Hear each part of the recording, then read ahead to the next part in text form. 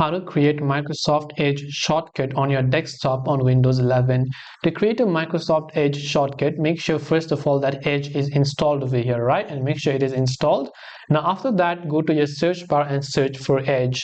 Now there are two things that you can do. You can right click on it and click on pin to taskbar option so that it will appear at the bottom like this. But if you want to get it on your desktop shortcut, go to open file location option, and here you will see Microsoft Edge. Now all you have to do is simply drag and drop this Microsoft Edge shortcut on your desktop home screen just like this. And as soon as you've done that, now you can simply launch Microsoft Edge right from your desktop browser or your shortcut, sorry. So I hope that this video helped you. If you have got any more questions, feel free to also leave them down below. Thank you very much for watching till the end of this tutorial, and see you soon in our next video.